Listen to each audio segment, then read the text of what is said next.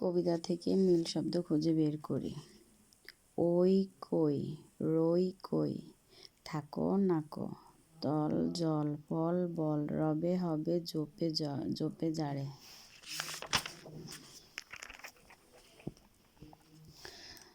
শব্দ দিয়ে নতুন বাক্য তৈরি করি।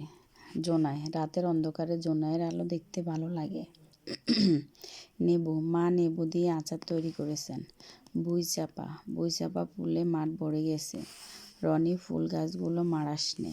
শোলক, আমার দাদিমা ঘুমানোর সময় আমাদেরকে শোলক বলতেন।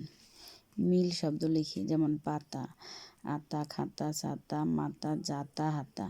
ফুল, ফল বল, তল জল, গুম, টুম, ঝুম, ঝাম, আম, জাম। ডাকা, ঢোকা, টাকা, টুকা। মজা, সাজা, সাজি, মাঝামাঝি। প্রশ্নের উত্তর, কাজলা দিদি কোথায় গেছে? কাজলা দিদি চিরদিনের জন্য চলে গেছে, অর্থাৎ মারা গেছে।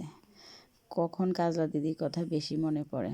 যখন বাঁশবাগানের মাথার ওপর চাঁদ উঠে, যখন শোলক শুনতে ইচ্ছে হয়, তখন কাজলা দিদির কথা বেশি মনে পড়ে। কাজলা দিদির কথা উঠলে মা আঁচল দিয়ে মুখ ডাকেন কেন? কাজলা দিদি মারা গেছে, কিন্তু ছোট বোনটি জানে না মা তার কথা মনে হলে আঁচলে মুখ ডেকে কাঁদেন। পুতুলের বিয়ের সময় দিদির কথা মনে পড়ে কেন?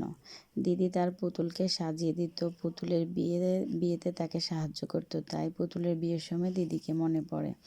আমিও নাই, দিদিও নাই, কেমন মজা হবে, এই কথা দ্বারা কি বোঝানো হয়েছে?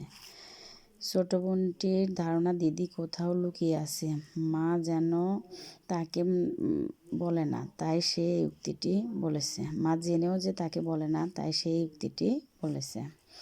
খুকি মাকে কেন ডালিম গাছের ফল ছিঁড়তে বারণ করেছে?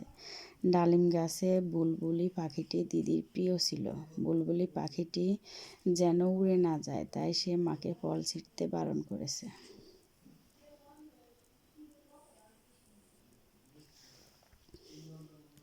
সঠিক উত্তর, কোথায় জোনাকি জ্বলে? নিবুর তলে। বুলবুলি কোথায় লুকিয়ে থাকে? ডালিমের ডালে। খুকির ঘুম আসে না কেন? ফুলের গন্ধে। বিপরীত শব্দ, দিন রাত, ঘুম জাগরণ, জ্বলা নেবা, নতুন পুরনো, উপর নিচ।